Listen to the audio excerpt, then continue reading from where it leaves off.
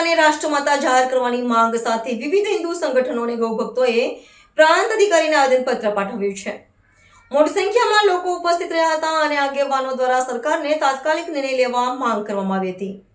બારડોલી ખાતે ભારતીય હિતરક્ષક પાર્ટી, વિશ્વ હિન્દુ પરિષદ તેમજ સાધુ સંતોની ઉપસ્થિતિમાં ગૌભક્તો એકત્ર થયા હતા। કાર્યક્રમ દરમિયાન પ્રાંત અધિકારી અને મામલતદારને આવેદન આપી ગૌમાતાને રાષ્ટ્રમાતાનો દરજ્જો આપવા માંગ કરવામાં આવી। આ પ્રસંગે આગેવાનોએ જણાવ્યું હતું કે ગૌમાતા ભારતીય સંસ્કૃતિ અને આસ્થાનું કેન્દ્ર છે અને દેશભરના કરોડો લોકોની લાગણી સાથે જોડાયેલી છે।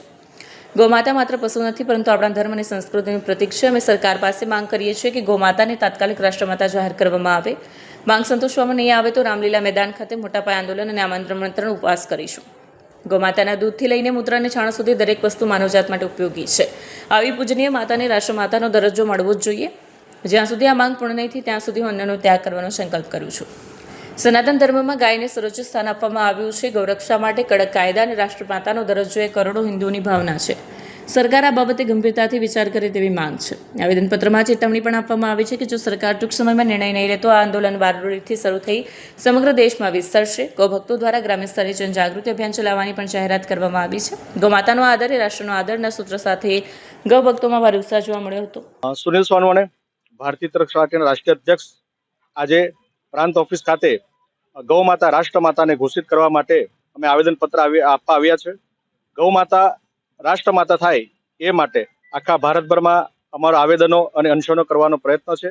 2027 સુધી ગૌમાતાને રાષ્ટ્રમાતા સાબિત કરવા માટેના બધા જ પ્રયત્નો કરવામાં આવશે અને જો અમારી માંગ પૂરી કરવામાં ન આવે તો દિલ્હી ખાતે આમરણ અનશનનો કાર્યક્રમ છે। બધા જ રાજ્યોની અંદર ભારતીય હિતરક્ષક પાર્ટી પ્રતિક ઉપવાસ તેમજ બધા જ રાજ્યોમાં આવેદન આપવાનો કાર્યક્રમ છે। આની શરૂઆત બારડોલી થશે। આજે પહેલું આવેદન આપવામાં આવેલું છે। ત્યારબાદ અહીંયા એક પ્રતિક ઉપવાસનો કાર્યક્રમ છે। ત્યારબાદ સમગ્ર દેશમાં ઠેર ઠેર આ કાર્યક્રમો યોજાશે। જો માંગ પૂરી ન થાય તો દિલ્હી ખાતે આમરણ અનશન જ્યાં સુધી અમારો છેલ્લો શ્વાસ ચાલે ત્યાં સુધી આ અનશન રહેશે અને મારી સાથે બધા જ કાર્યકર્તા એ અનશનમાં જોડાશે। જય શ્રી રામ, જય ગૌ માતા। મારું નામ રાજાભાઈ દુબે છે। વિશ્વ હિન્દુ પરિષદ સુરત જિલ્લા ગ્રામ્ય સહમંત્રીની જવાબદારી છે મારી। આજ રોજ બારડોલી મામલતદાર કચેરીએ એક આવેદનપત્ર આપવામાં આવ્યું છે। જે આવેદનપત્રમાં ગૌ માતાને રાષ્ટ્રમાતા ઘોષિત કરીએ તે માટેની એક મુહિમ ચલાવી છે।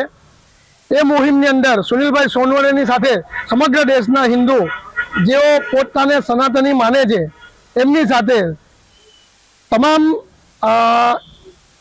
હિન્દુ દેશના તમામ સનાતની ભાઈઓ જે વિશ્વ હિન્દુ પરિષદ અને બજરંગ દળ સાથે જોડાયેલા મારા સ્વયંસેવકો, કાર્યકર્તાઓ અને મારા ભાઈઓ છે એ અમે સંપૂર્ણ રીતે એમને ટેકો આપીએ છીએ કે રાષ્ટ્રમાતા ગૌ માતા રાષ્ટ્રમાતા થાય।